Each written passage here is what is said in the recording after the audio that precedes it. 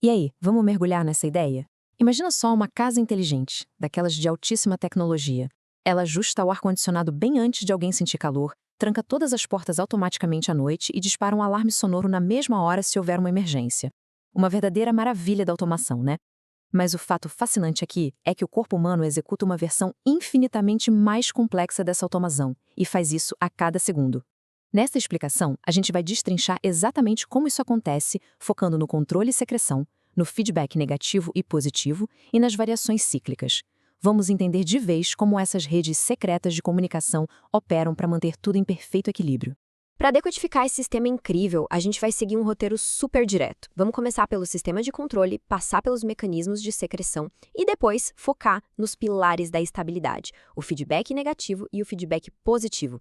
Em seguida, vamos avançar para as variações cíclicas e fechar com a manutenção da vida. São 6 passos para entender a arquitetura invisível da nossa própria biologia. Bom, e o objetivo final de toda essa arquitetura super complexa tem um nome que a gente já conhece bem: homeostase. É basicamente o processo pelo qual o organismo ajusta continuamente os parâmetros internos para manter um equilíbrio favorável à vida. É tipo aquele ajuste perfeito de temperatura no controle central da tal casa inteligente que a gente falou. Pode estar um calor escaldante ou um frio de lascar lá fora, mas o ambiente interno permanece impecável, garantindo que as células tenham exatamente e unicamente o que elas precisam para prosperar. Ponto 1. O sistema de controle. O nosso verdadeiro hub mestre. Toda casa inteligente precisa de um processador central para receber e interpretar dados, certo? No nosso corpo, esse papel de chefão pertence ao hipotálamo, o grande processador do bem-estar interno. Ele recebe um fluxo absurdo de dados do sistema nervoso o tempo todo. Sinais de fome, saciedade, dor, pressão arterial, a concentração de nutrientes no sangue. A partir dessa enxurrada de dados, o hipotálamo toma decisões e envia sinais químicos, como se fossem comandos de Wi-Fi biológico, direto para a glândula hipófise, que fica ali logo abaixo dele. A hipófise, então, atua como roteador mestre, liberando hormônios na corrente sanguínea para rodar os programas biológicos necessários. Ponto 2. Mecanismos de secreção, ou seja, entregando a mensagem. Porque, vamos combinar, saber o que precisa ser feito é só o primeiro passo. A instrução tem que chegar no local certo. E o corpo usa estratégias de entrega bem diferentes para isso. A secreção endócrina, por exemplo, é como uma transmissão de rádio em cadeia nacional. Os hormônios caem na corrente sanguínea e viajam para órgãos distantes. O cortisol sai lá do córtex adrenal e viaja até o fígado e os músculos. Mas, por outro lado, nem toda mensagem precisa ir tão longe. A ação parácrina é mais como um sistema de interfone local. O hormônio é liberado e controla apenas as células vizinhas, ali pertinho, sem nunca entrar na circulação geral. E tem mais. Os próprios mensageiros, os hormônios, têm formatos diferentes. Os hormônios peptídicos são hidrossolúveis. Isso significa que eles se misturam super fácil com a água e fluem livremente pelo plasma do sangue. Já os hormônios esteroides e tireoidianos são lipossolúveis, ou seja, eles não se misturam com a água de jeito nenhum. Por causa disso, eles precisam de proteínas transportadoras especiais no plasma. São verdadeiros veículos blindados que levam esses hormônios até as células-alvo, onde eles frequentemente vão agir direto lá dentro da célula. Ponto 3. Feedback negativo, o nosso termostato interno. Entrando agora no mecanismo que realmente dita a nossa estabilidade no dia a dia. A retroalimentação negativa é um sistema incrivelmente elegante. Ela acontece quando o corpo provoca uma alteração num parâmetro no sentido exatamente oposto ao que estava ocorrendo. É simples. Quando a ação de um hormônio atinge a meta fisiológica, essa informação volta para a glândula, que simplesmente reduz ou desliga a secreção. É o sistema agindo com precisão cirúrgica para desligar um processo assim que o objetivo é alcançado. Isso fica muito claro quando a gente observa o eixo neuroendócrino da tireoide. Olha como a coisa flui. O hipotálamo libera o TRH, que estimula a hipófise anterior a liberar o TSH. O TSH, por sua vez, desce e avisa a tireoide para produzir os hormônios metabólicos, o T3 e o T4. A gente tem aí uma cascata clara de estímulos positivos fluindo para baixo, ativando cada estágio dessa via de comunicação com bastante energia.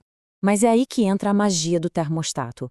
Assim que as concentrações de T3 e T4 no sangue atingem o nível ideal, esses mesmos hormônios viajam de volta lá para o cérebro, eles mandam sinais de inibição, avisando o hipotálamo e a hipófise para pararem a produção de TRH e TSH. A presença do hormônio literalmente corta o sinal que criou ele mesmo. É exatamente a mesma lógica daquele aquecedor que atinge a temperatura que você programou e corta energia para não superaquecer a casa. Ponto 4. Feedback positivo. O alarme de emergência. A gente viu que a estabilidade é o padrão do dia a dia, certo? Mas e nas emergências? Pensa aqui comigo, quando é que um ciclo vicioso de instabilidade crescente é, na verdade, uma necessidade fisiológica absoluta? Em condições normais, se uma resposta ficasse se repetindo e amplificando sem parar, ia dar muito ruim. Mas, em eventos agudos, muito específicos, essa escalada descontrolada é exatamente o que salva o dia. O exemplo mais maravilhoso disso é o trabalho de parto.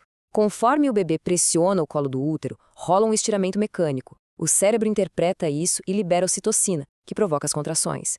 Aí, a contração empurra o bebê com mais força, gerando ainda mais estiramento. Isso avisa o cérebro para liberar mais ocitocina. As contrações ficam mais fortes e o ciclo se repete num surto crescente de intensidade. O sistema fica de propósito cada vez mais instável até que o evento principal, o nascimento, seja completamente concluído e o ciclo finalmente se rompa. Então, só para amarrar bem essa diferença que é crucial, o feedback negativo está o tempo todo buscando a estabilização, trabalhando para reduzir ou reverter o estímulo inicial.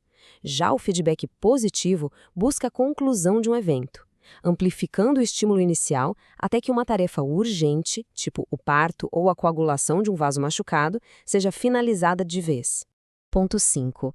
Variações cíclicas. Nossos temporizadores programáveis. A nossa biologia definitivamente não precisa das mesmas coisas ao meio-dia e de madrugada. E o fascinante aqui é ver como as variações do ciclo diário se sobrepõem aos mecanismos de feedback padrão. O nosso ritmo circadiano determina que a pressão sanguínea tem que aumentar naturalmente pela manhã para preparar a gente para o dia, enquanto a temperatura do corpo atinge o pico lá para o final da tarde. A liberação de hormônios flutua drasticamente ao longo dessas 24 horas, sempre guiada pela luz, pela escuridão, repouso e atividade. Isso fica bem nítido quando a gente olha para os padrões de liberação de alguns hormônios. O hormônio do crescimento, GH, dá um salto de liberação nas primeiras horas de sono profundo.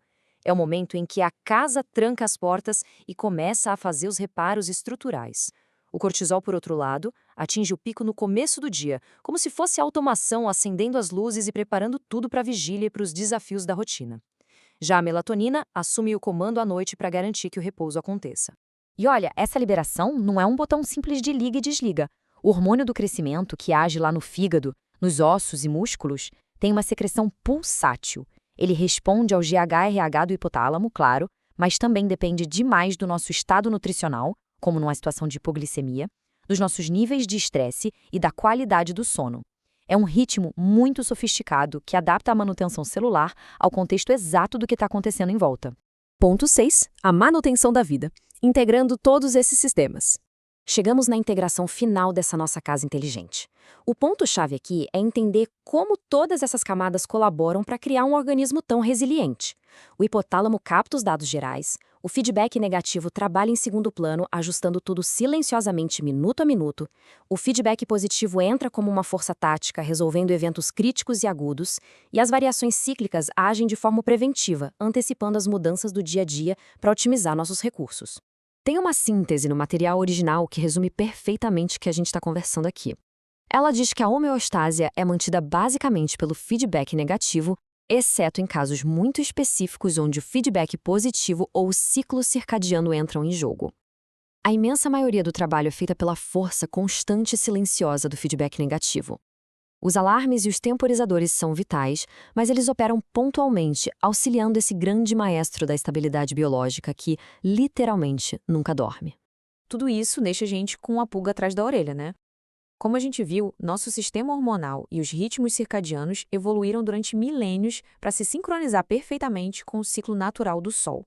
Mas hoje em dia, com tela e luz artificial invadindo a madrugada, além do estresse crônico que nunca desliga, de que maneira essas perturbações todas estão reprogramando a fiação da nossa sofisticada casa inteligente biológica? Fica aí o convite para a gente prestar muito mais atenção aos sinais que nosso próprio corpo tenta nos enviar todos os dias.